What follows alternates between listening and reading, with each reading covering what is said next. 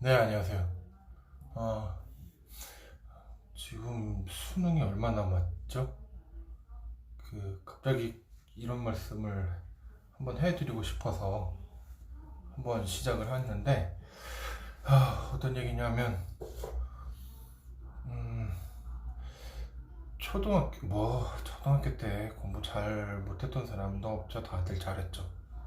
저도 초등학교 4학년, 5학년까지는 막 전교 5등 막 이랬는데, 전 과목 다 해서 뭐 한 개 틀리고 막 그랬었어요. 그러다가 몸이 안 좋으면서 공부를 아예 놓고 살았죠. 공부를 놓고 살았죠, 완전히. 그러면서 중학교, 고등학교를 완전히 다 망쳤어요. 그래서 수능을 볼 수가 없을 정도로 너무 공부를 못했죠. 학교 다닐 때도 거의 반에서 굉장히 못했어요. 근데 대학을 갔어요. 그러니까 여러분한테 수능을 준비하시거나 아니면 고등학교만 졸업하시고 수능을 다시 볼까 생각하시는 분들이 있다면 음, 저 같은 케이스가 혹시 도움이 되지 않을까 하는 생각에 그냥 말씀을 드립니다. 음, 저는 뭐 내신도 형편이 없었고 수능에 대한 기초도 없었고 아무것도 없었어요. 근데 너무 대학에 가고 싶었고 근데 뭐 제대로 어디 회사를 다녀본 적이 없어서 상업시 특별전형이라는 것도 생각을 할 수가 없었죠. 공부를 못했으니까. 그러다가 이제 7년 졸업하고 7년이 지나면 내신 성적을 보지 않고 수능 성적만으로 대학을 갈 수 있다는 얘기를 들어서 그 제도가 아직 있는지는 모르겠어요. 워낙 자주 바뀌니까. 그 제도를 이용해서 공부를 하려고 공부를 시작을 했죠. 그때 공부 방법에 대해서 말씀을 드리려고요.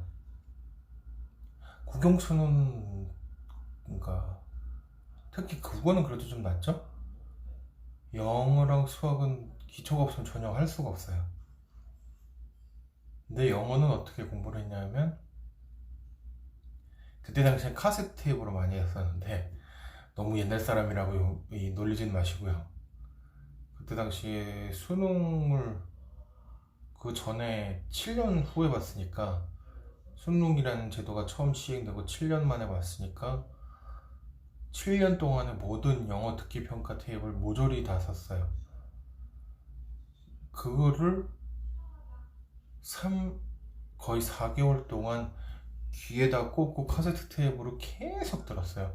잘 때도 듣고 일어나서도 듣고 학원 가서도 듣고 공부하면서도 듣고 계속 들었죠. 그렇게 공부를 했고 단어 위주로 공부한 게 아니고 주로 이제 교과서에 확실히 그거는 어느 정도 도움이 되는 것 같아요. 교과서 위주로 공부한다고 하시는 말씀이 처음엔 이해가 안 됐는데 교과서에서 유명한 이제 센텐스들을 문장 위주로 해서 통으로 그냥 외웠어요. 통으로 외워가지고 공부를 했었고 그리고 각 암기 과목들도 7년이 지났는데 그냥 가장 최근 교과서 책들을 전부 샀어요. 각 과목별로.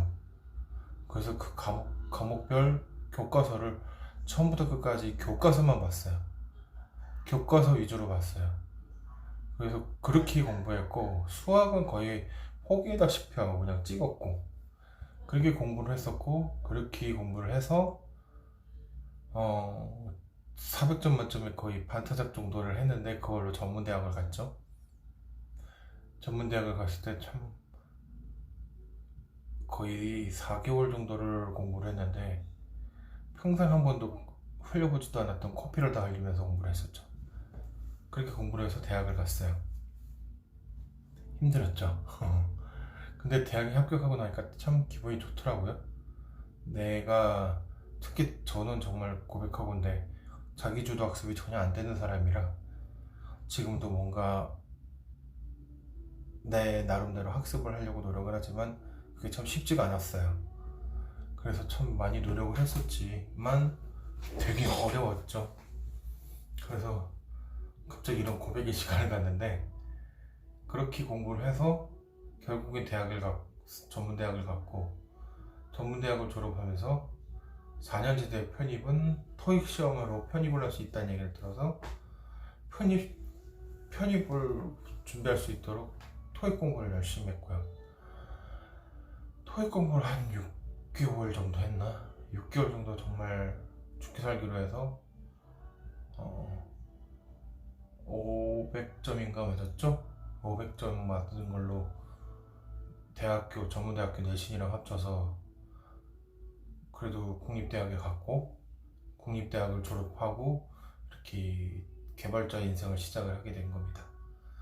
여러분들 중에 물론 공부 잘하는 분들은 별 걱정이 없지만, 공부를 잘 못했고 아무것도 이뤄낸 게 없고 난 기초도 없고 아무것도 없다, 이렇게 낙담하시고 실망하시는 분들이 있다면 이건 말씀해 드리고 싶어요. 꿈을 가지고 있다면 그 꿈에는 분명히 길이 있습니다.